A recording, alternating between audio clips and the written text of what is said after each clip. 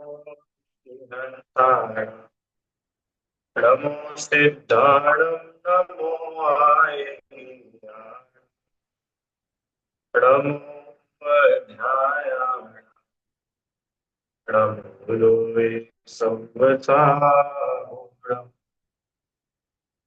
तीन भुवन में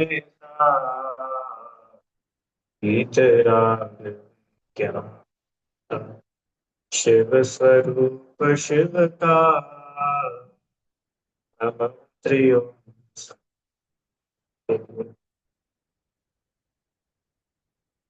पंडित दौलत राम जी द्वारा रचित छह ढाला ग्रंथ का स्वाध्याय हम कर रहे हैं।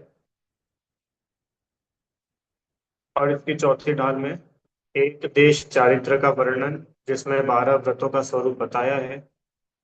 कौन कौन से होते हैं 12 व्रत? 5 अणुव्रत, 3 गुरुव्रत और 4 शिक्षा व्रत।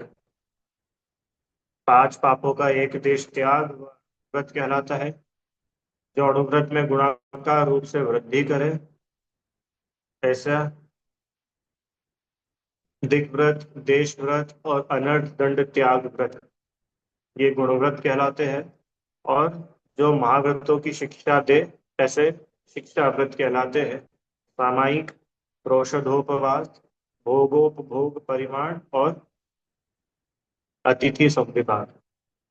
आइए 14वें नंबर का छंद अपन पढ़ करके विषय को प्रारंभ करते हैं। इसमें 4 शिक्षा व्रत बताए हैं। धर उर समता भाव सदा सामायिक करिए, परब चतुष्टय माहि पाप तज प्रोषद धरिए, भोग और उपभोग नियम करि ममत निवारे, मुनि को भोजन दे फिर निज करहि आहारे।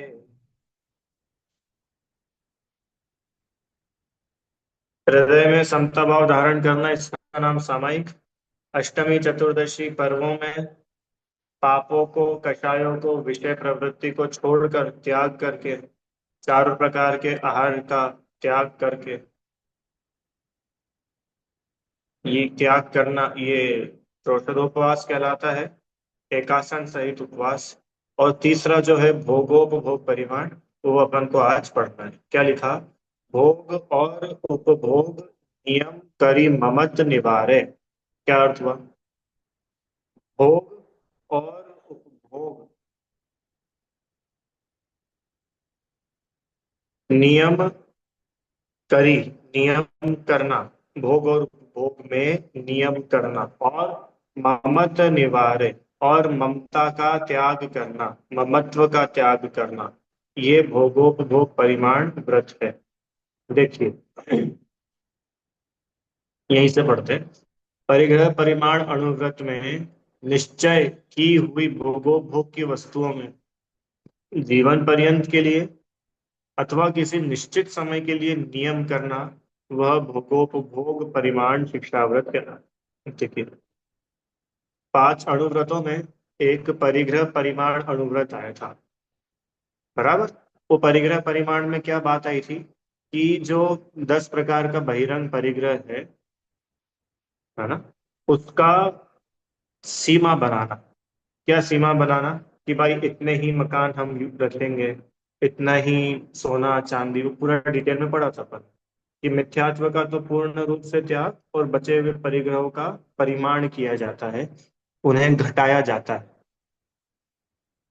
तब ये जो भोगोपभोग परिमाण व्रत है, ये शिक्षा व्रत है। शिक्षा व्रत है मतलब अणुव्रतों को महाव्रतों से जोड़ने वाला है। अरे, जो महाव्रत की शिक्षा दे वो शिक्षा व्रत, राइट। तो अणुव्रत में क्या किया था कि परिग्रहों का त्याग नहीं किया था, परिग्रह का परिमाण किया था। और महाव्रत में क्या होता है कि परिग्रहों का पूर्ण रूप से त्याग होता है। ये दोनों में बात है ना। अणुव्रतों में परिग्रह को लिमिट किया जाता है, कम किया जाता है।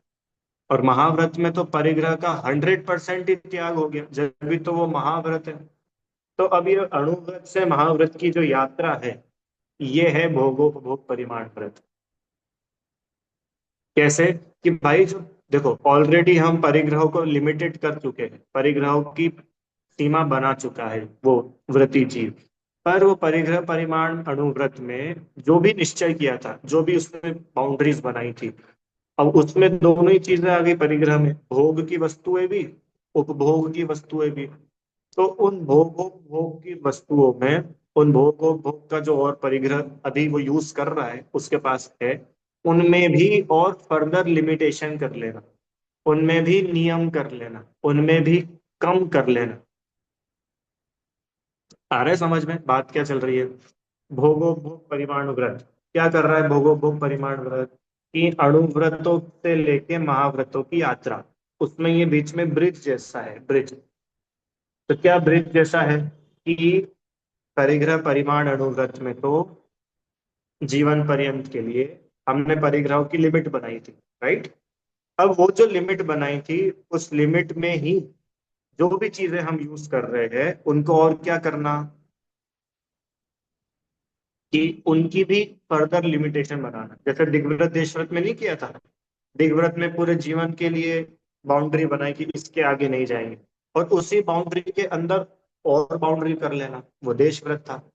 ऐसे ही परिग्रह परिमाण अणुव्रत में जिन भी परिग्रहों का जितना भी परिमाण किया है, जितनी भी उनकी लिमिट बनाई है, उसको भोग परिमाण व्रत के थ्रू क्या करा, और कम करा। क्यों? कि देखो, अब जैसे जैसे आगे बढ़ते जा रहे हैं ना, अब पाप घटते जा रहे हैं। देश व्रत दिग व्रत में तो उस बाउंड्री के बाहर के पापों से बच गया था, दिग व्रत में बाउंड्री के अंदर भी उसने लिमिट कर ली तो और पापों से बच गया था। सामायिक में तो उतने काल के लिए सभी पापों से बचा था। अभी भोग में क्या है कि यूं तो उसके जीवन में ज्यादा पाप के प्रसंग है नहीं, पर वो फिर भी जितनी चीजें यूज कर रहा है उनसे ही उसके पाप प्रवृत्ति होती है। तो उनको भी घटाने का क्या तरीका है कि भाई ये जो चीजें हैं इनमें भी अपन क्या करो, कमती करो, इनको घटाओ। अब घटाओ मतलब क्या? उनसे ममत्व को छोड़ो, ये घटाना होता है।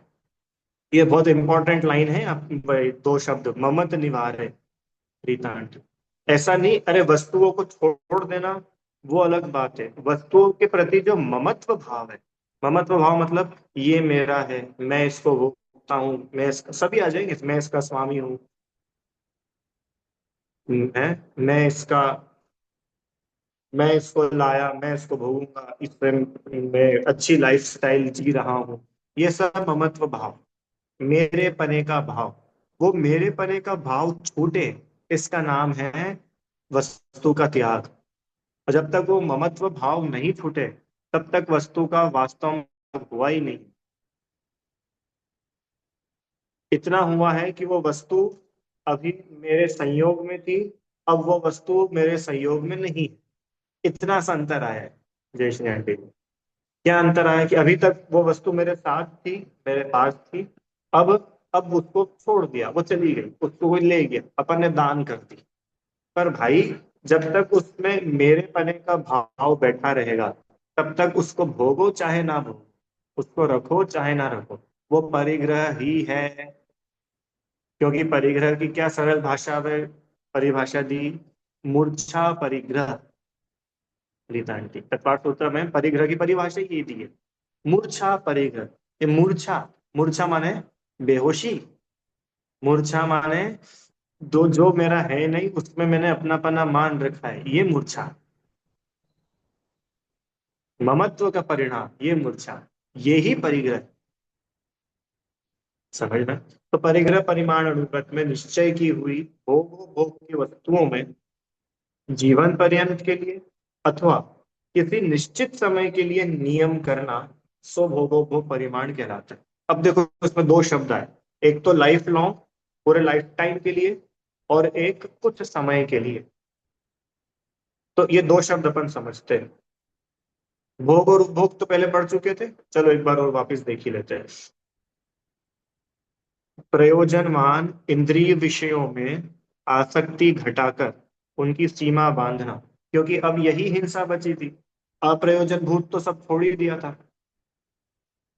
अब वो प्रयोजनवान भी जो भी अपने घर की ही चीजें हैं जिनको हम अपने यूज करते हैं, उनमें भी वो विषय, इंद्रिय विषय जो भी है, चाहे स्पर्शन इंद्रिय का हो कि रसना घ्राण चक्षु, इन इंद्रियों के विषयों में आसक्ति घटाकर, वो लिखा था ना, ममत निवारे, उनमें आसक्ति घटाकर उनकी सीमा बांधना। रीता आंटी, सीमा बांधना मतलब, उदाहरण से लेते हैं कि भाई दो वस्तुएं हैं, भोग की और उपभोग की। जैसे जो एक ही बार भोगा जाए उसको बोलते हैं भोग। बराबर। किसको एक ही बार भोगा जाता है कि भैया जैसे भोजन है, भोजन को एक ही बार भोगा जाता है। और भी बहुत सारी चीजें जिन्हें एक ही बार भोगा जाता है। पानी तो एक ही बार भोगा जाता है। राइट, मतलब जिस चीज को यूज करके सेम ही चीज को वापस से यूज नहीं किया जा सके, वो कहलाता है भोग की वस्तु। और जिसे यूज करके उसी वस्तु को पुनः यूज कर लिया जा सके, उसको बोलते हैं उपभोग की वस्तु। ठीक है, समझ में आया? सबको ध्यान रहेगा। भोग की वस्तु मतलब जिस वस्तु को एक बार यूज करके पुनः यूज नहीं किया जा सके। जैसे भोजन, अभी भोजन करा, अब नया भोजन करेंगे, उसी को वापस से नहीं करेंगे। और उपभोग माने जिसको बार बार भोगा जा सकता, जैसे कपड़े, आभूषण, चश्मा, पेंसिल, कुर्सी, टेबल। अरे कितनी उपभोग की चीजें तो बहुत सारी रहती है अपने पास में। बराबर, इन ये सब वस्तु। अब बोल रहे कि ये जो भोग और उपभोग की वस्तुएं है, परिग्रह परिमाण में तो अपन ने इसका परिमाण किया ही था। बराबर। क्या परिमाण किया था इनका, भोग उपभोग का? कि भाई हम इनको इतना इतना ही रखेंगे, जैसे सोना चांदी इतना ही रखेंगे, कपड़े बर्तन इतने रखेंगे, अनाज आदि। जो मोटे मोटे रूप में किया था वो तो किया ही था। पर अब वो जिन चीजों को हम यूज कर रहे हैं, जो अपनी बाउंड्री के अंदर है, उन भोगोपभोग की वस्तुओं में भी आसक्ति घटाना, और आसक्ति घटा करके फिर उनकी सीमा बांधना। जैसे मैंने परिग्रह परिमाण अणुव्रत में ये तो प्रतिज्ञा करी, क्या प्रतिज्ञा करी? कि भाई हम 1 किलो, 1 किलो तो बहुत ज्यादा है, फिर भी 1 किलो सोने से ज्यादा यूज नहीं करेंगे।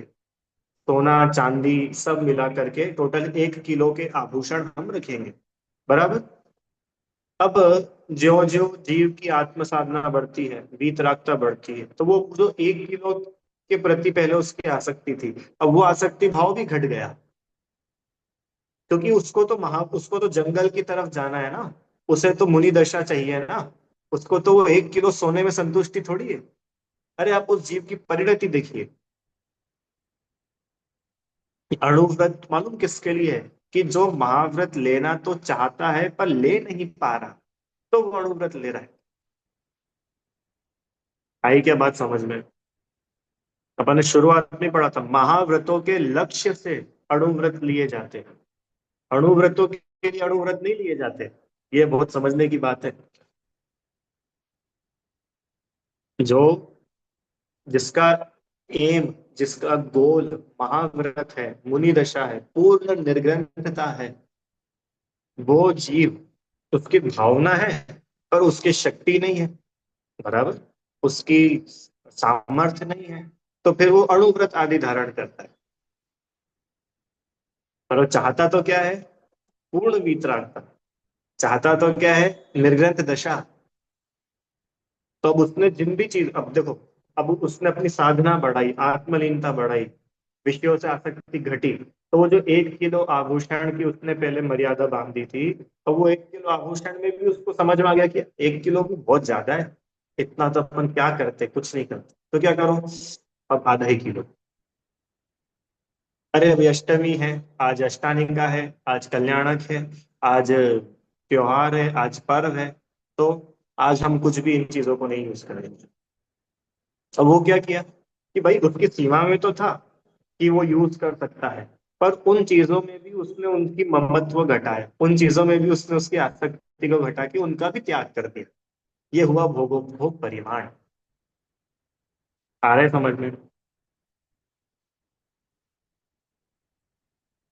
आभूषण वगैरह से समझ में आ जाता है, और भी दूसरे ले सकते हो भाई, अनाज वगैरह है, भोजन की चीजें हैं, तो भाई भोजन की उसने सीमा बनाई कि भाई इतना इतना ही हम रखेंगे घर में। पर उनका भोगोपभोग किस हिसाब से करेंगे, उसकी और सीमा बना दी। देखो आपको एक उदाहरण देता हूँ और सरल, जिससे समझ सकते हैं। बहुत बेसिक एग्जांपल है, हाँ, बहुत ही बेसिक, और आप मतलब आपको इजीली समझ में आ जाएगा। जैसे मान के चलिए कोई महिला हो और उन्होंने परिग्रह परिमाण किया। क्या परिग्रह परिमाण किया? कि मैं 50 साड़ी रखूंगी। सुनना है, कितनी साड़ी? कि 50 साड़ी रखेंगे। और उन 50 साड़ी में से भी अलग अलग कैटेगरी है, कि जो बहुत हैवी साड़ी है या जो बहुत वैसी वाली है, वो मैं 10 रखूंगी। और मतलब ऐसी अलग अलग उन्होंने कर ली कि भाई 10 रखेंगे, 10 से ज्यादा है।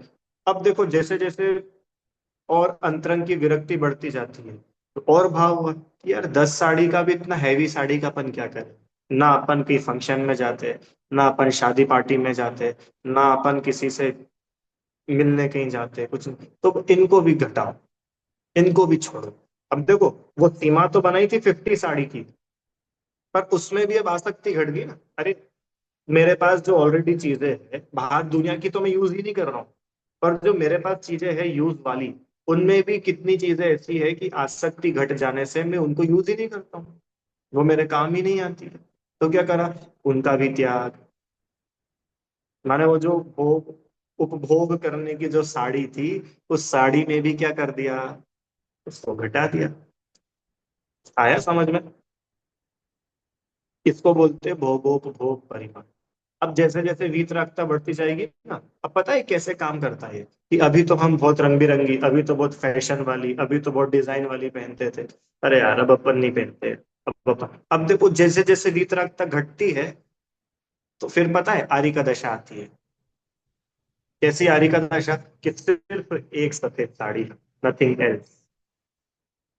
वारिका माता जी की दशा है। तो अब सोचिए वो वीतरागता किस लेवल तक बढ़ी है। बढ़ी है ना। अरे सीता जी का उदाहरण देखिए। सीता जी जब जंगल में थी, अथवा सीता जी जब अयोध्या में थी, तब उनके पास में कितना था ही, सब परिग्रह नहीं था क्या? अरे पूरा महल था, सजती थी, आभूषण लगाती थी, और पूरा सब कुछ होता था, है फूल लगाए हैं, कुछ भी मतलब सब तरीके से तैयार हुए हैं। पर जैसे ही अंतरंग विरक्ति बढ़ती है, वैसे वैसे इन सब चीजों की आसक्ति, इन सब चीजों का राग घटता जाता है। और वो राग घटते घटते इतना घटता है कि हरि का दीक्षा हो जाती है, हरि का दशा होती है। हाँ? देखो, त्यागी व्रती सफेद कपड़े पहनते हैं, यही देखते हैं ना अपन लोग। भैया ब्रह्मचारी भैया सफेद धोती दुपट्टा, तिलक जी छुल्लक जी आ रही सफेद, क्यों? सफेद कोई ड्रेस कोड नहीं है। सफेद उसका प्रतीक है कि अब ये रंग बिरंगे कपड़े राग का प्रतीक है। और सफेद कपड़े ये राग का प्रतीक नहीं है, ये तो वीतरागता तो नहीं, वीतरागता का प्रतीक तो निर्ग्रंथता है, पर कम राग का प्रतीक है। इतना समझ सकते। अरे समझो ना, अभी जैसे मैं हूं, उदाहरण, अभी रोज अपने को कोई कुर्ते पजामे पहनना है, तो कुर्ते पजामे पहनना है तो यही है, और क्या है? अच्छा इसमें ही ज्यादा रहेगा तो, इसमें ही किसी को राग होगा तो क्या होगा कि भाई अभी ऐसी डिजाइन वाला पहनेगा, कभी कैसी डिजाइन वाला पहनेगा, बस डिजाइन का, बाकी कलर तो वही है, कलर क्या जाएगा इसका। पर अब एग्जाम्पल थोड़ा बदल करके देखो, कोई दूसरा व्यक्ति हो जिसको खूब कपड़ों का शौक हो, तो वो क्या करेगा? अलग अलग कलर्स के कपड़े लाएगा, अलग अलग डिजाइन के लाएगा, अलग अलग पैटर्न के लाएगा। तो अभी कोई ऐसी कॉलर वाला, कोई वैसी कॉलर, कोई वैसे बटन, कोई यहाँ पर डिजाइन, यहाँ पर डिजाइन। अब ये क्या बता रहा है? ये बता रहा है कितना राग है। उतना जरूर है कि वो जो कपड़े हैं वो कपड़े लिमिट में ही है, कपड़ों की लिमिट नहीं छोड़ी उसने, विद इन लिमिट भी, पर राग है ना, तो उसी में बढ़िया से बढ़िया पहनता है। पर चूंकि ये जीव वीतरागता की ओर बढ़ रहा है, क्यों बढ़ रहा है? कि आत्म विशुद्धि, आत्मलीनता, आत्मा में ही इतना आनंद है कि अब इनमें से आनंद आना कम होते जा रहा है। कम होता जा रहा है तो क्या हो रहा है? कि अब इसकी आसक्ति घट रही है, इसके प्रति जो ममत्व भाव है वो घट। आया समझ में? तो ये जो ममत्व भाव का घटना है, जय श्री राम की जय, ये है भोग भोग परिमाण। चश्मे का रखा, क्या चश्मे का रखा? कि भैया चश्मा तो हमको लगता है वो दिखता नहीं है, तो क्या करे कि भाई हमने ना 4 चश्मे की बनाई है। परिग्रह परिमाण बहुत बेसिक, 4 चश्मे रखेंगे, ठीक है। अब उन 4 चश्मों में भी क्या परिमाण कर लिया उसने उपभोग की वस्तु का, कि अब मैं महंगे चश्मे नहीं रखूंगा, डिजाइनर चश्मे नहीं रखूंगा, सोने की फ्रेम वाले नहीं रखूंगा, फैंसी फ्रेम वाले नहीं। क्यों नहीं रखूंगा? कि उतनी आसक्ति नहीं है ना। उसका प्रयोजन सिर्फ इन दो कांच से है कि मैं देख सकूं। इससे उसका प्रयोजन ही नहीं बचा, फ्रेम से। आ रही क्या बात समझ में? तो ये क्या हुआ कि ये जो उपभोग की वस्तु थी इसमें भी ममत्व घटा, और ममत्व घटने से इसका त्याग होता चला गया। समझ में आया? अब तो समझ में आ गया ना, कपड़े चश्मा इसके उदाहरण से क्या समझ में आया कि भैया ये भोग उपभोग की वस्तु है जो, ठीक है, बार बार यूज भले ही कर रहा है, पर वो बार बार यूज करने पर भी क्योंकि उसकी वीतरागता बढ़ती जा रही है, इधर से बोलो, क्योंकि उसका राग घटता जा रहा है, तो उसमें जो उसको आसक्ति थी अब वो सब चली जा रही है, वो कम हो रही है। इसका नाम है भोगोपभोग परिमाण। ठीक है। अब दो प्रकार से उनको छोड़ा जा सकता है, या तो कुछ टाइम के लिए या लाइफ लॉन्ग के लिए। तो जो पूरे जीवन पर्यंत के लिए त्याग किया जाता है उसको बोलते हैं यम। क्या बोलते हैं? यम। और जो काल की मर्यादा मतलब किसी टाइम पीरियड के लिए त्याग किया जाता है उसको बोलते हैं नियम। क्या बोले दो शब्द रीता आंटी? यम और नियम। यम मतलब पूरे जीवन भर के लिए जिसका त्याग किया है वो कहलाता है यम।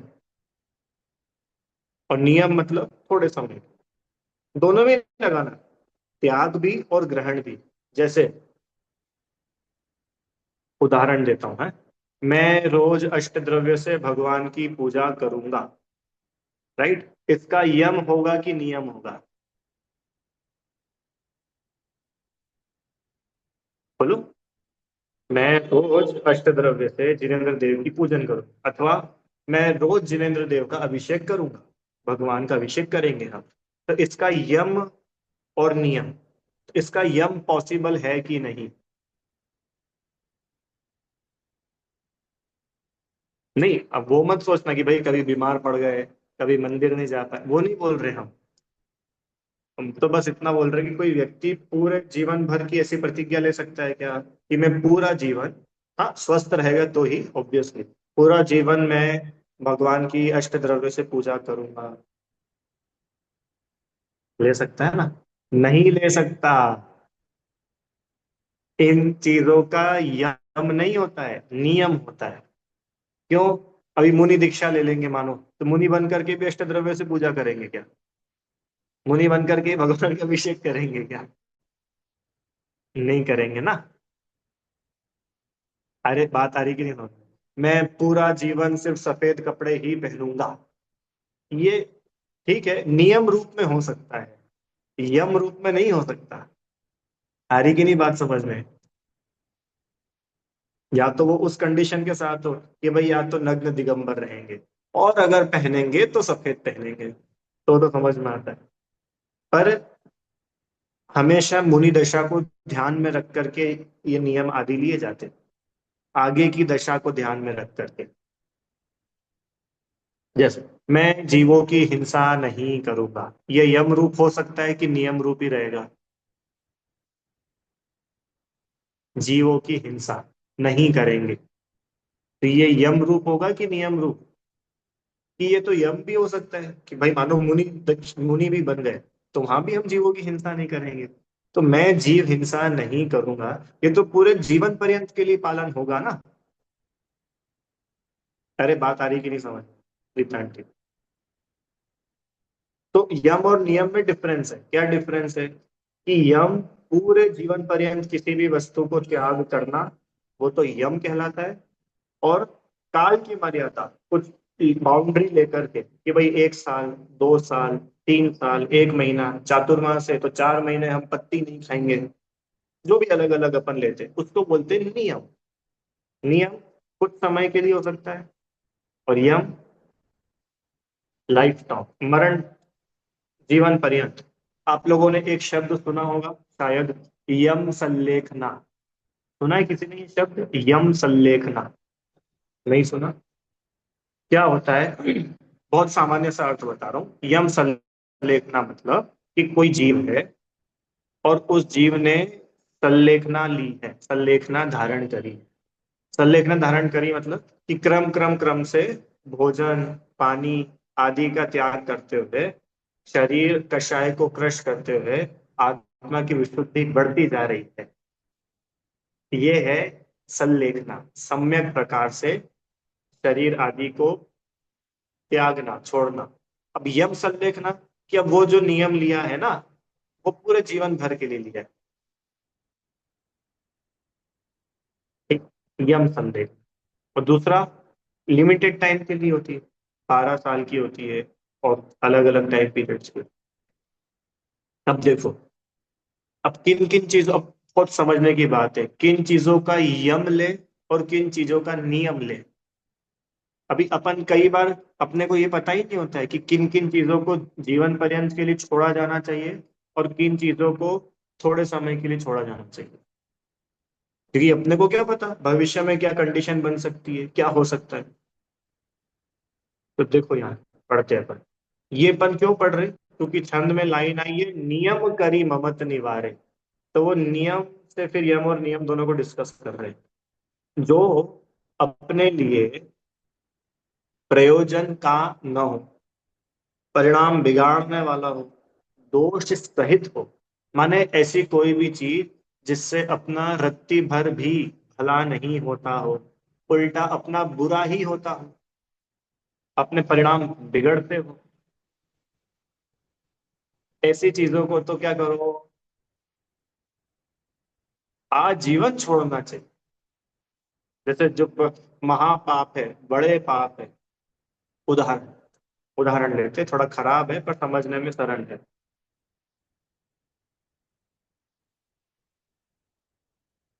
एक सभा है, उदाहरण, हाँ, एक सभा है और उस सभा में मुनिराज उपदेश दे रहे हैं, और मुनिराज शील की महिमा बता रहे हैं, ब्रह्मचर्य की महिमा बता रहे हैं, और कुशील से होने वाला पाप और उस पाप का क्या परिणाम है, क्या दुर्गति है, उसको बता रहे हैं। उन्होंने पूरा लगभग पौन घंटे, 1 घंटे का उपदेश दिया। और इस पूरे उपदेश के बाद में लोगों को भी लगा ये सही बात है, कुशील सेवन नहीं करना चाहिए, पर स्त्री सेवन नहीं करना चाहिए, वेश्या सेवन नहीं करना चाहिए। तो क्या करा कि भाई ठीक बात है, करना तो नहीं चाहिए। अब सुनो आगे। इतने के बाद सब लोग बोल रहे थे कि हाँ, अब से मैं भी कुशील सेवन नहीं करूंगा, हम भी ऐसा, हम भी त्याग करते, हम भी त्याग। एक 95 ईयर्स के दादाजी खड़े हुए, और 95 ईयर्स के दादाजी खड़े होकर बोलते हैं कि हाँ महाराज, बिल्कुल ठीक बताया, अब से मैं भी अष्टमी चतुर्दशी कुशील सेवन नहीं करूंगा। ठीक है? तो बताओ, उनका ये स्टेटमेंट सुन करके आपको क्या लग रहा है? कौन की बात चल रही है? 95 ईयर्स ओल्ड दादाजी, वृद्ध व्यक्ति। और वे क्या कह रहे हैं कि बहुत अच्छा बताया आपने, अब मैं अष्टमी चतुर्दशी तो कुशील सेवन नहीं करूंगा। ठीक, उनका अपना कुछ हो सकता है, पर अब आप ये सोचो कि ये कुशील सेवन छोड़ना, ये कोई ऐसी बात है क्या कि ठीक है भैया 4 महीने तो हम नहीं करेंगे चातुर्मास में, बाकी तो कर सकते हैं। शिकार करना, अच्छा, मांस खाना, कि हाँ भैया सही, आज अष्टमी है, अष्टमी चौदस को तो हम नहीं खाएंगे, बाकी तो खाएंगे। कि भाई ये तो आजीवन छोड़ने जैसी चीज है, इसमें तुम्हारा भला क्या हो रहा है? ये लिखा है ना, जो अपने प्रयोजन का हो ही नहीं, जिनसे अपना कुछ भी हित नहीं होता हो, ऐसी वस्तुओं को तो जीवन भर के लिए त्यागना योग्य है। सारी के बात समझ में? ऐसी वस्तुएं जिनसे अपना इतना सा भी हित नहीं होता हो, इतना सा भी, कि भाई कुछ सेंस ही नहीं है, उन वस्तुओं का तो क्या करें, आजीवन, जीवन पर्यंत उन्हें त्यागना ही चाहिए। अब आगे चलो, कि जो पदार्थ अपने लिए उपयोगी हो, शुद्ध हो मतलब, शुद्ध हो मतलब कि भाई उसमें जीव हिंसा आदि नहीं होती हो, ऐसी चीजें हो, तो उन चीजों का त्याग काल की मर्यादा लिए होना चाहिए। उदाहरण देते, उदाहरण से समझ में आएगा। जैसे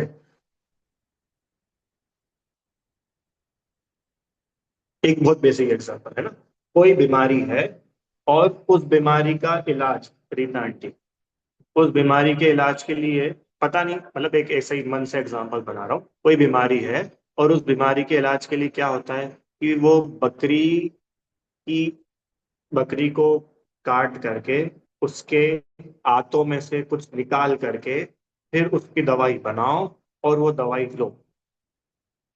ठीक है, ऐसी कोई बीमारी की दवाई हो, मतलब बिल्कुल महाहिंसक हो जिसमें जीवों की हत्या होती हो, तो ऐसी दवाइयों का क्या करना चाहिए? आजीवन त्याग कि कुछ समय का त्याग? कि भाई समझदार व्यक्ति होगा, वो तो कम से कम ऐसी महाहिंसा, दूसरों का प्राण लेकर के अपन जिंदा रह भी जाए, तो ऐसा जीवन जीने में क्या फायदा भैया? ऐसे जीवन जीने में क्या गरिमा है? दूसरों की छाती पर चढ़ चढ़ के ऊपर जाना, ये कोई अच्छी बात है क्या? मुझे जीना है, मैं अपने जीने के लिए दूसरे जानवरों को मार दूं, ये क्या तरीका है? तो भाई ऐसी चीजों का तो आजीवन होना चाहिए।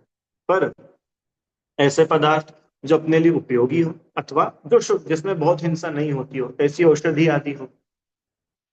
अरे ऐसी भी तो बहुत दवाइयाँ होती ना, जड़ी बूटियां होती है, या नॉर्मल भी दूसरी दवाइयाँ होती है जिनमें बहुत हिंसा आदि नहीं होती है।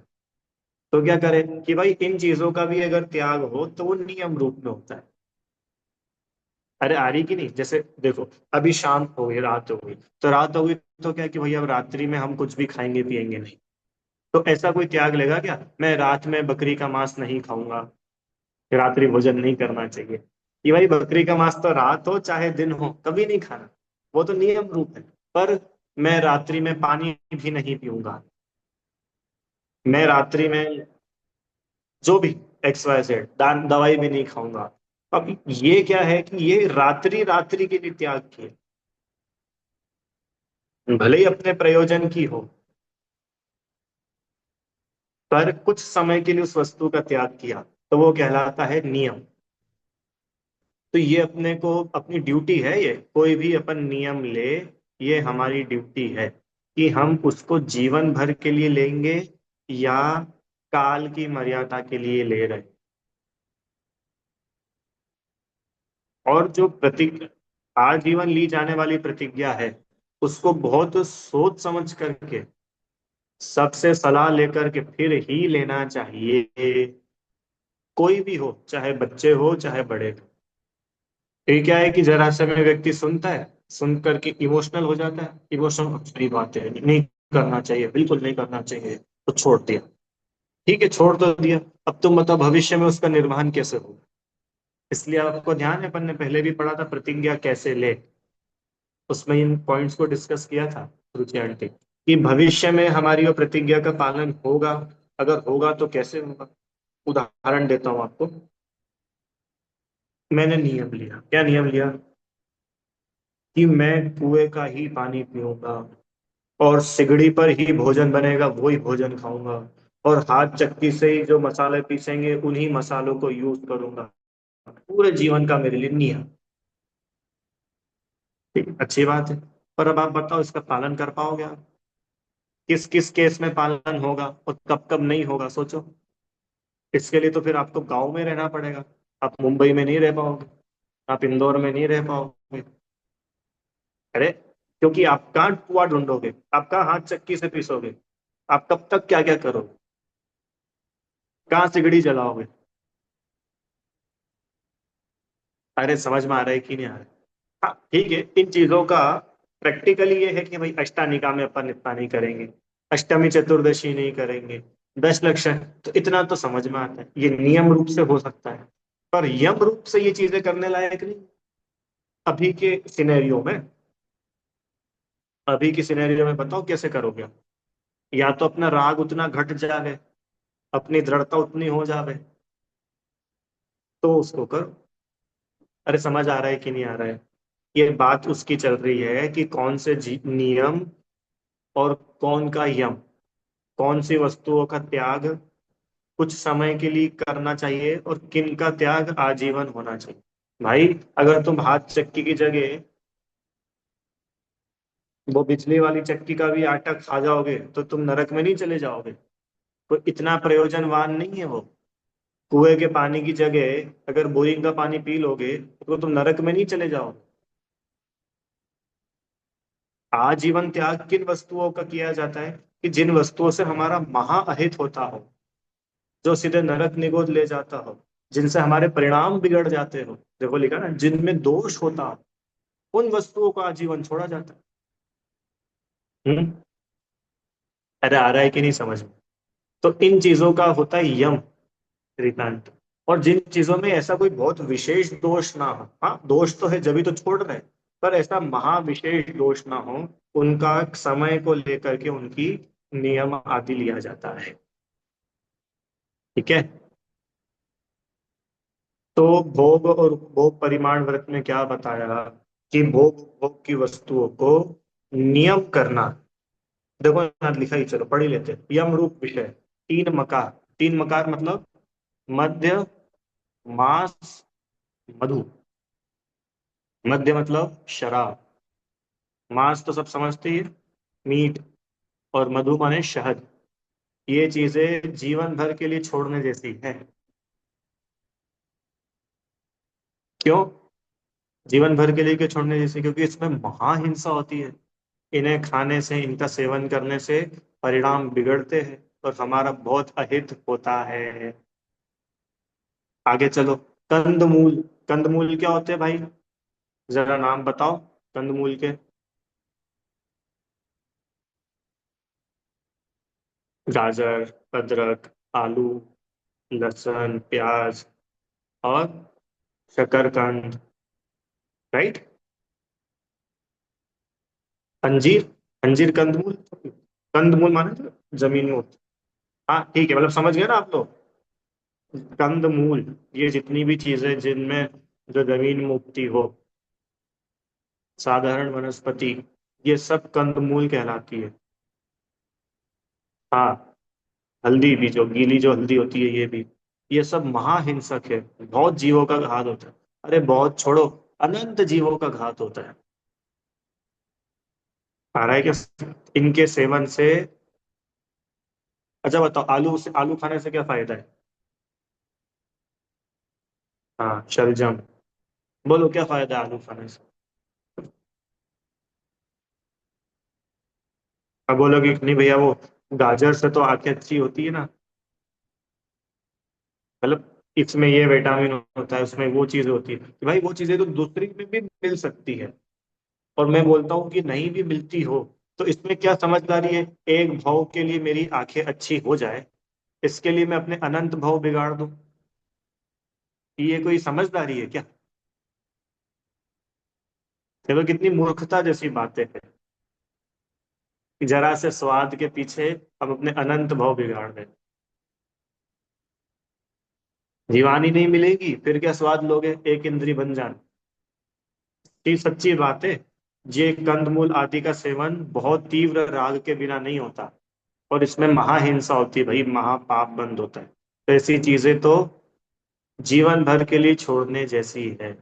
सच्ची में बहुत हिंसा है। अब सुनो ध्यान से। अभी किसी का प्रश्न हो सकता है, पहले भी लिया हालांकि ये टॉपिक, कि भैया हम ये सेवन करते तो है, जैसे रात्रि भोजन भी लिखा है, हम सेवन करते, हम चाहते तो है छोड़ना, पर इतने समय से करते आ रहे हैं, एकदम से छूटता नहीं है। छोड़ना तो चाहते हैं, पर चूंकि इतने टाइम से करते आ रहे हैं, इसीलिए वो छूटता नहीं। बीच में उदाहरण दिया था ना एक शराब का, कि भाई वो तो मैं और आप अपन शराब नहीं पीते हैं, तो अपने लिए ये बोलना बड़ा सरल है। क्या सरल है? नहीं पीनी चाहिए, इतना दोष है। पर जो पीता हो उससे पूछो एक बार। अरे इसलिए तो उसको बोलते हैं नशा। वो चाहता है छोड़ना, छोड़ नहीं पाता है। वो कभी बिल्कुल कट्टा मन करके छोड़ भी देगा, आज से तो देखूंगा भी नहीं, आज से तो टच भी नहीं करूंगा। तो एक दिन होगा, दो दिन होगा, तीन दिन होगा, तो फिर पहुंच जाएगा। तो इसका उपाय, सच्चा उपाय, पहले घटाओ फिर मिटाओ। बहुत मतलब ये एक वर्किंग वाला समाधान बता रहा हूं आपको। क्या बोला? पहले घटाओ फिर मिटाओ। जैसे उदाहरण, किसी व्यक्ति के बहुत ज्यादा एडिक्शन ही समझो, क्या है कि भैया बिना आलू के तो नहीं चल। कोई है कि भैया हमको तो रात में ही खाना है, क्या करें, हमको तो रात में ही खाना है। कि छोड़ना चाहते हो, कि छोड़ना तो चाहते पर छोड़ नहीं पाते, तो सुनो तुम्हारे लिए उपाय। एक काम करो, एक महीने में 30 दिन होते हैं ना, तो तुम 30 दिन में से 3 दिन मत खाना, इतना तो कर सकते हो। कि बाकी 27 दिन कि तुम्हारी जो इच्छा हो सो करो, 3 दिन नहीं करना। इसको बोलते हैं घटाना। अच्छा सुनो, रात्रि भोजन करते हो कि हाँ करते हो? अच्छा एक काम कर सकते हो, रात में 12 बजे के बाद मत खाना, कि हाँ ये कर। पता है रात में 12 से सुबह 7 6 बजे तक के पाप से बच गया। हाँ, अब कि अब एक काम करो, रात में 10 बजे के बाद नहीं खाना, तुम्हारा तो भोजन जो भी हो ही जाता है ना जल्दी, 10 बजे बाद मत खाना। अब वो और 2 घंटे के पाप से बच गए। ऐसे घटा करके मिटता है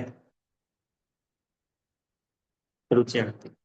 अच्छा रात में खाते हो कि हाँ भैया, अच्छा एक काम करना, अनाज नहीं खाना, बस ज्यादा भूख लगे तो दूध पी लिया करना।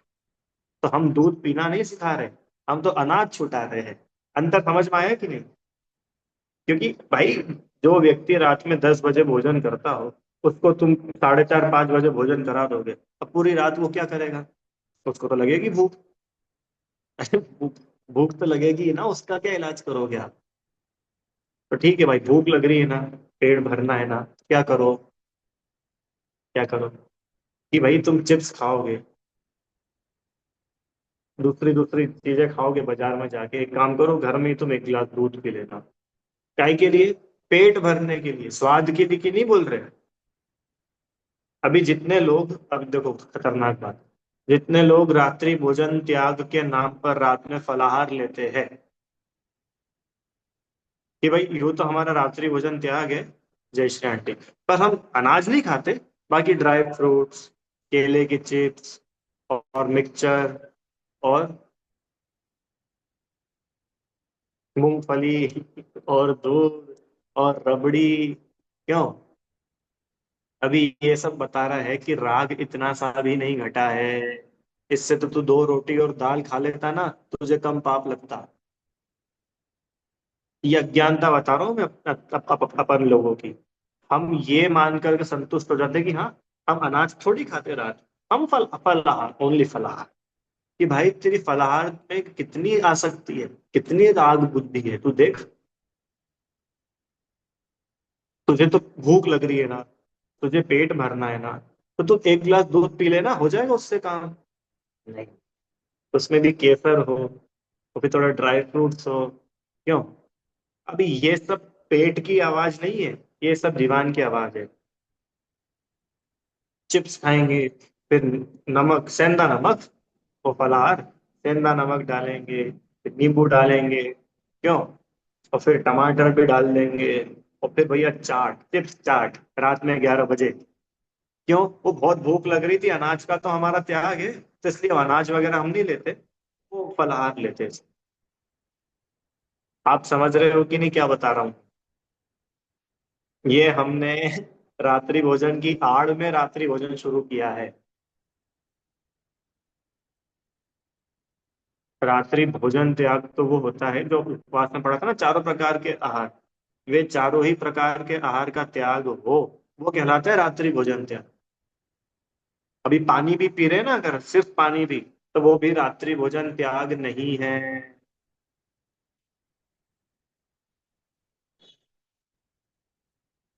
रात्रि में सिर्फ अनाज का ही त्याग नहीं है, अरे हिंसा तो सभी में हो रही है ना, नहीं हो रही हिंसा?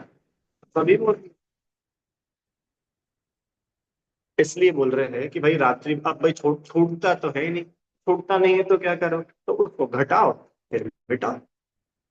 टाइम को लेकर के घटाया जा सकता है, नंबर ऑफ आइटम्स इन्हें लेकर के घटाया जा सकता है। कि भाई भूख तो लगती है, तो भाई हम ये सारी चीजें नाटक नौटंकी नहीं करेंगे, हम तो दूध पी लेंगे बस। हमने दूध की छूट रखी है, ठीक है। दवाई, दूध इतना सफिशियंट है, अगर लेना भी पड़ रहा है तो। केले के चिप्स कहाँ जरूरत है? मेरे को बताओ, केले के चिप्स की क्या जरूरत है? हो किसी को जरूरत तो कुछ बता लो मेरे को। नहीं है? हाँ, अरे कितनी चीजें होती है, गजक खाते हैं लोग, गजक। गजक होती है, आप लोग के वहां खाते हैं? गजक होती है गुड़ की, और ये गजक, अब ये सब सिर्फ रसना इंद्री का पोषण है। इसमें कोई पेट नहीं भरना है अपने को। कितने कोई पेट भरता है क्या गजक खा करके? वो गुड़ की और उसकी चक्की होती है, उसको खा करके, गुड़ तिल्ली की, उससे पेट भरता है क्या कोई? पेट नहीं भरता। सिर्फ राग का पोषण होता है, और यही राग का तो पाप लगता है। मूल पाप तो राग का, ये हिंसा का तोड़ना है। वो राग ही हिंसा है। तो ये हमारा भ्रम रहता है, हमें क्या लगता है कि हमारा रात्रि भोजन त्याग है। इसलिए यहाँ पर लिखा कि भाई, एक तो यम रूप है, आजीवन छोड़ने जैसी चीज है। अनछना जल, ये पांच अभक्ष, ये क्या होते हैं पांच अभक्ष? हम्म। पांच अभक्ष क्या होते हैं? आप लोग वो बोल रहे होंगे, बड़ पीपल उमर कठुमर, है? तो वो तो समझ ही लेना। इसके अलावा पांच अभक्ष और: त्रसघात, बहुघात, अनुपसेव्य, नशाकारक, अनिष्टकारक। ये है पांच अभक्ष। क्या बोला वापस? त्रसघात, ऐसी वस्तुएं जिनके सेवन करने में बहुत से त्रस जीवों का घात होता हो, वो त्रसघात। त्रस मतलब समझते हैं अपन, दो से लेके पांच इंद्री तक के जीव। ये जो नॉनवेज होता है ना, इसमें त्रस, ये त्रसघात अभक्ष है। आगे, बहुघात, जिनके सेवन करने में बहुत से स्थावर जीवों का घात होता, जैसे जो भी अपन ने नाम लिए थे ना, आलू वगैरह है जितने, इनमें निगोदिया जीव होते हैं, एक इंद्री, ये कहलाता है बहुघात। तीसरा, नशा कारक, जिनसे नशा पैदा होता हो, ऐसी वस्तु है वो अभक्ष है, भक्षण करने योग्य नहीं है। नशा होता हो, क्या ऐसे नशा होता है भैया? शराब, सिगरेट, गुटखा, भांग, अफीम, चरस, ये सब तो है ही। पर कॉफी पी करके भी अगर नशा हो रहा है, तो वो नशा कारक ही है। चाय पी करके भी अगर नशा हो रहा है, तो वो नशा कारक ही है। आगे चलो। त्रसघात, बहुघात, नशा कारक। चौथा, अनूप सेव्य। अनूप सेव्य मतलब जिसका सेवन लोक में अच्छा नहीं माना जाए। उच्च कुलीन लोग जिसका सेवन अच्छा ना मानते हो, जैसे लार, मूत्र, कोई की मूत्र पी जाना। कल ही हमने देखा, सुबह सुबह सुबह एक व्यक्ति गौशाला के बाहर खड़ा था, गाय माता, वो गाय कर रही थी, बाथरूम कर रही थी, उसने अपना हाथ नीचे लगाया, पी गया डायरेक्ट। क्यों? कि भैया गाय माता का गौमूत्र पीना चाहिए। ये अनूप सेव्य अभक्ष है। और किसी का मल, भैया मल खाते हैं क्या कोई मल? कंडे पे खाते हो दाल बाटी? आप एक्सक्लूसिवली इंदौर वालों के लिए। या लोग बहुत खाते हैं गांव वगैरह में। कंडा होता है ना, कंडा समझते हैं? गाय का गोबर जो सूख जाता है, फिर उसको जलाते हैं, और उसके ऊपर पर फिर बाद में बाटी, बाफला, ऐसी चीजें बनाते हैं। ये अभक्ष है, अनूप सेव्य अभक्ष है। आया समझ में? और लार, लार, लार क्या होती है? सलाइवा।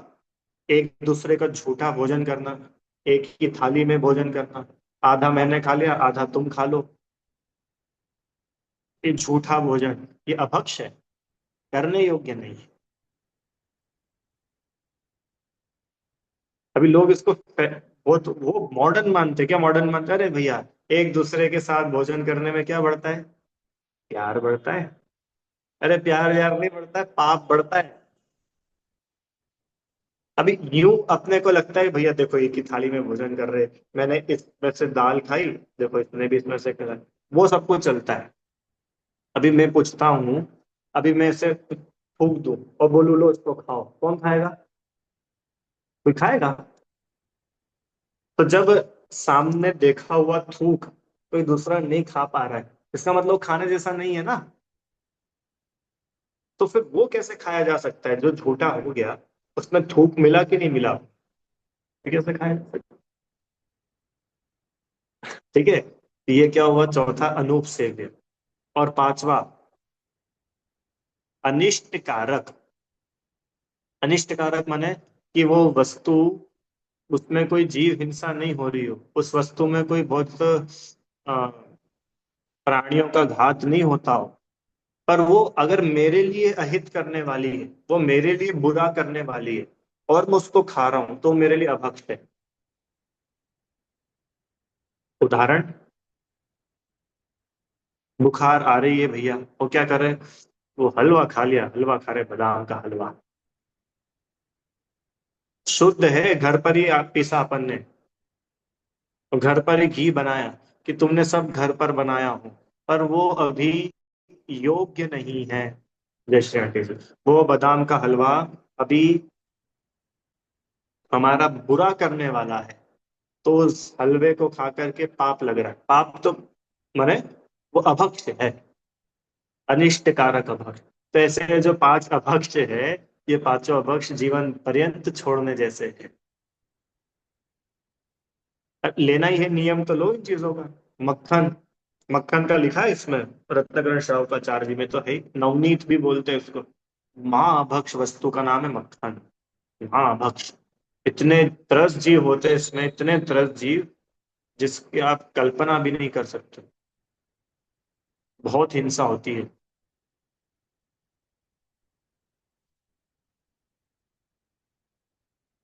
ये बाजार के सब आते हैं ना, अमूल, अमूल के बटर आता है और ये सब चीजें आती है, नहीं खाना चाहिए कभी।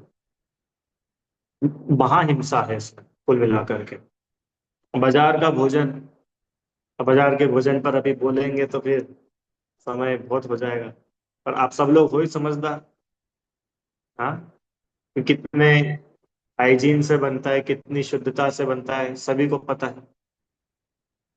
एक बार एक ठेले पर टमाटर वाला जा रहा था, तो उसके लगभग सारे टमाटर बिक गए थे, कुछ 10 20% टमाटर रह गए थे, वो बिल्कुल गले हुए थे, दब रहे थे, स्मेल आ रही थी, तो सड़े हुए नहीं होते वैसे टमाटर थे। किसी ने उनसे पूछा कि भैया अभी ये टमाटर तुम्हारे बिके नहीं, क्या करोगे इसका, तुम्हारा तो कितना नुकसान हो गया। तो वो टमाटर वाला बोलता कि बाबूजी कोई नुकसान नहीं हो। कि है, क्या करोगे इसका? कि सुनो, ये आपको मैंने 20 रुपए किलो में दिए ना टमाटर, ये सारे टमाटर 10 रुपए किलो में बिक जाएंगे। कहाँ बिकेंगे? होटल वाले सब ले लेंगे। होटल वाले जो है, उनको ऐसे ही सस्ते टमाटर चाहिए होते हैं। आपको क्या लगता है होटल वाले रिलायंस फ्रेश से टमाटर मंगा के खिलाएंगे आपको? फ्रेश एकदम अच्छे? कोई नहीं खिलाता। सबको पैसे कमाने हैं, जितना कम खर्चा करेंगे उतना ज्यादा प्रॉफिट कमाएंगे, सीधा गणित है। खरीदना है तो वो 20 रुपए 25 30 रुपए किलो का टमाटर थोड़ी खिलाएंगे आपको, अपने को। और जो सस्ते से सस्ता मिल जाए, क्यों? उनको अच्छा, जो सलाद बन करके आएगा वो तो एकदम फ्रेश दिखा देंगे सामने डेकोरेशन करके, और जो सब्जी की ग्रेवी बनेगी ना, उसमें सब वही, उनको क्या मिक्सी में पीसना है, सारा फ्लेवर जो आ रहा है अब देख लो किसका आता है। इसलिए भाई ऐसे बाजार का भोजन ये नहीं खाने जैसा है। मतलब जैनत्व के नाम पर नहीं, इंसानियत के नाम पर भी नहीं खाने जैसा है। अगर आपको थोड़ा भी समझदारी हो ना, समझदारी, तो व्यक्ति इन चीजों को छोड़ दे। आजकल तो कितने कैंपेन चल रहे, सोशल मीडिया पर देखो या यूं भी देखो, अवेयरनेस प्रोग्राम चल रहे कि भाई ये बाजार की चीजें आप जो खा रहे हो, ये आपके सारा का सारा अहित करने वाला है। हेल्थ एंगल से देख लो, पैसों के खर्चे में देख लो, सब में देख लो, कितनी आ रही है आजकल।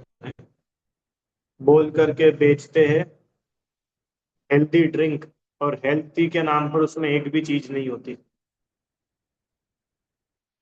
सिवाय केमिकल्स के और प्रिजर्वेटिव्स के कुछ रहता ही नहीं। तो भाई ऐसी अगर स्वस्थ रहना चाहते हो तो ये चीजें नहीं लेनी चाहिए, जीवन पर्यंत छोड़ने जैसी चीज है। नीच संगति, मर्यादा के बाहर के भक्ष्य पदार्थ भी, मर्यादा के बाहर के भक्ष्य पदार्थ माने कि भाई भले ही भक्ष्य हो पर उसकी भी मर्यादा हो, तो उसमें जीव पड़ जाता है उसके बाद, ऐसी चीजें भी छोड़ने योग्य।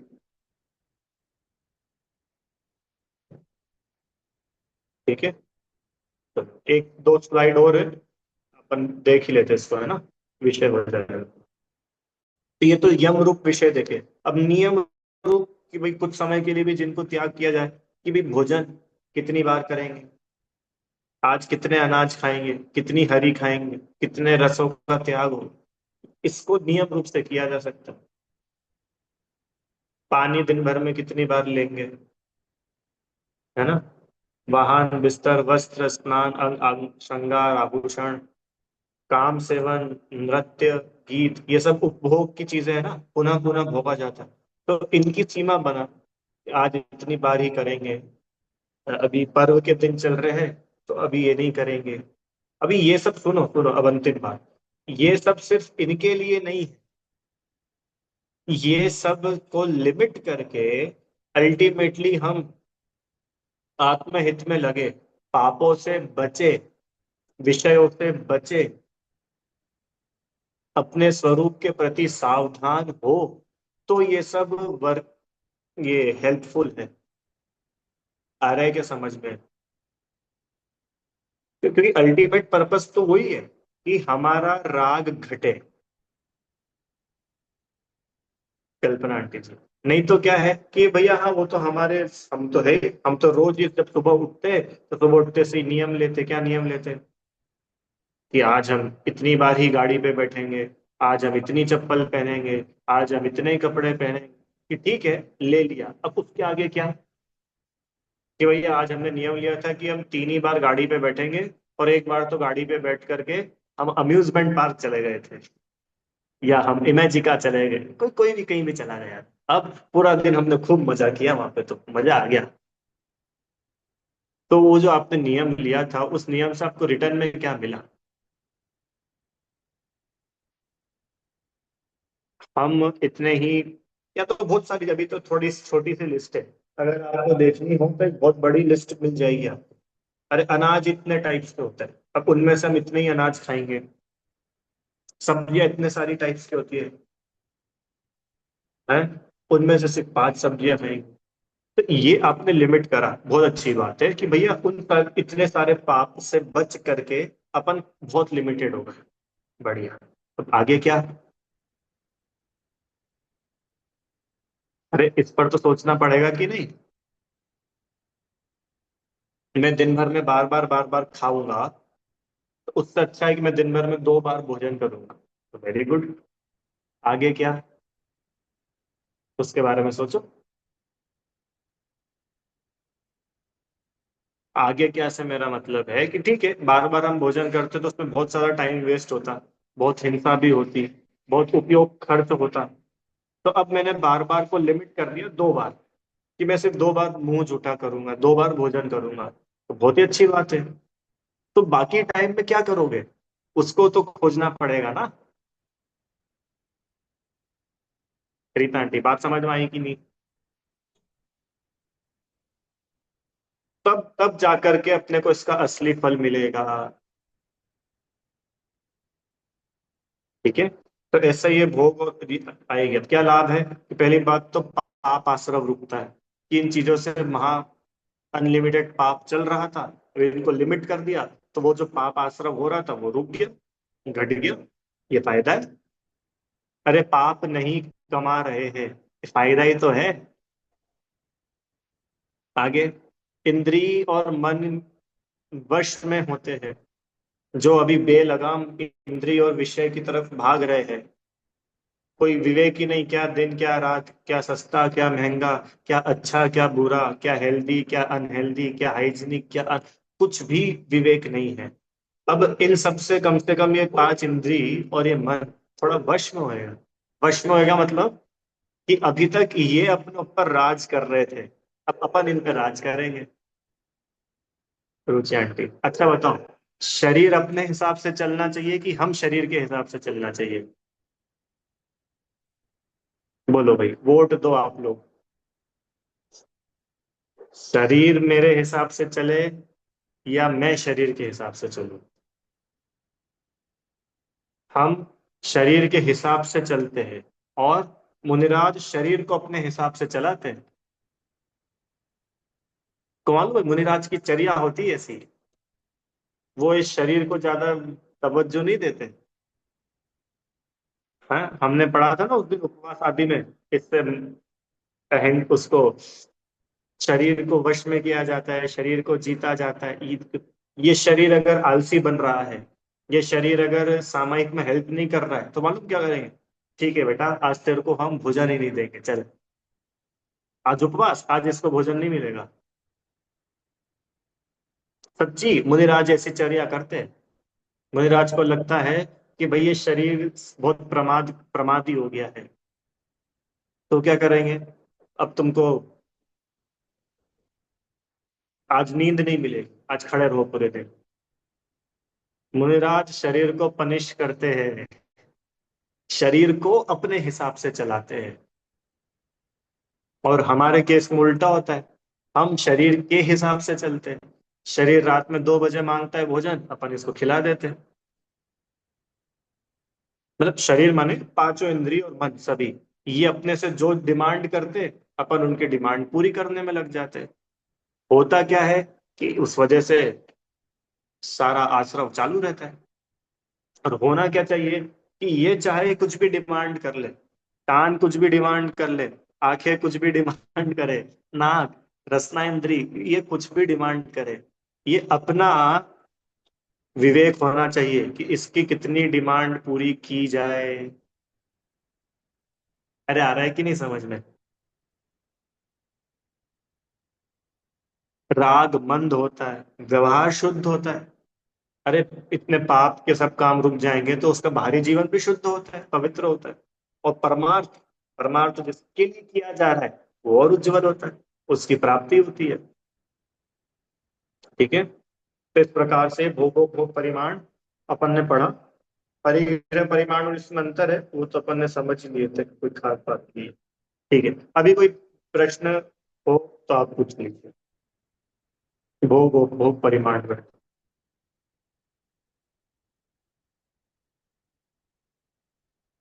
हाँ जी बोलिए।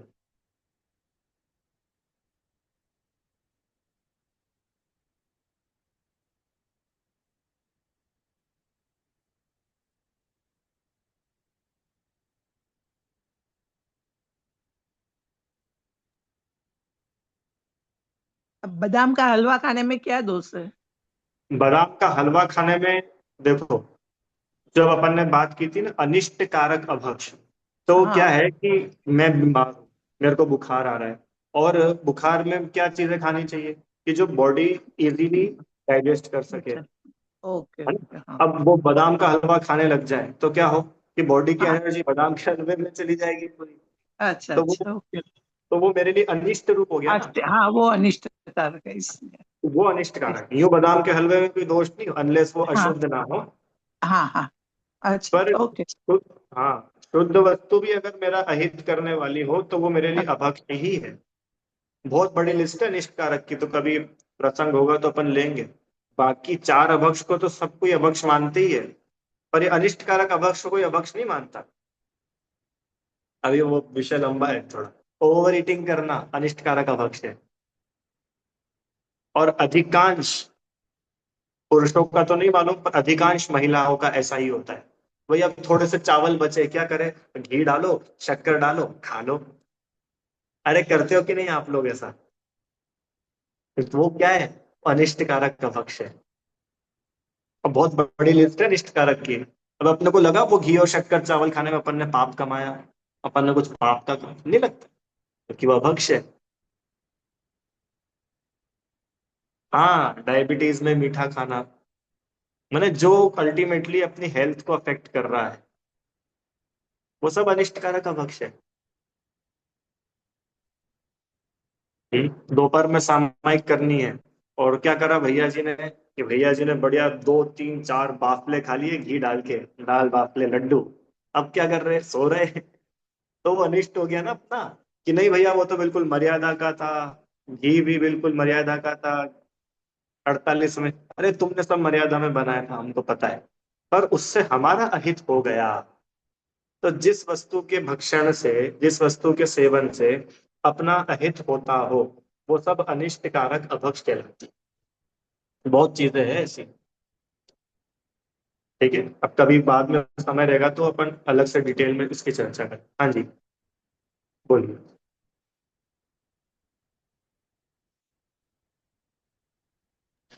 हाँ। अपन सिंग जो रहते हैं तो जो छिलके के साथ सिंग रहते हैं कच्चे वाले, तो वो भी कंदमूल में गिने जाएंगे। हाँ, मतलब जहाँ तक मेरे को ध्यान है, उसको सुखा करके अथवा सेक करके ही उसका प्रयोग किया जाना चाहिए। वो जो गीले होते हैं ना, गीले वाले, गीले वालों में हिंसा हाँ होती है। हाँ।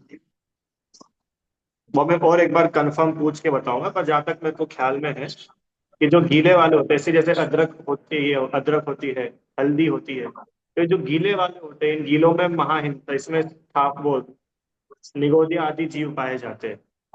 इनमें बहुत हिंसा होती है और कंटिन्यू ही जीव पैदा होते रहते हैं। और उतना जो है सूखी हल्दी हो अथवा सौंठ हो, उनमें उतना दोष नहीं होता।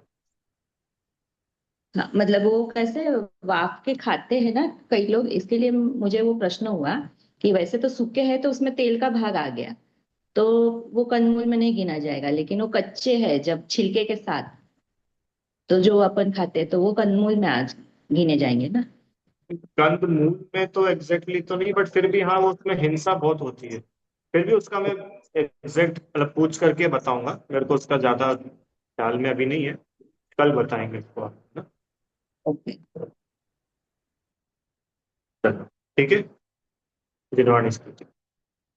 हे जिनवाणी भारती, तो ही जपू दिन रैन, जो तेरी शरणा गए सो पावे सुख चैन। जा वाणी के ज्ञान से तुझे लोकालोक, तो वाणी मस्तक नमो सदा ले चहूँ।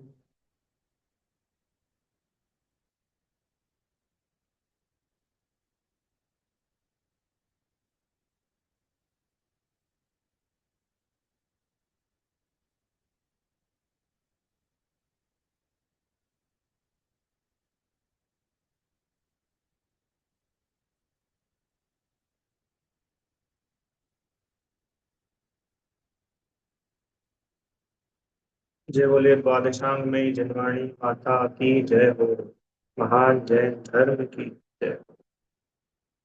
जय जय।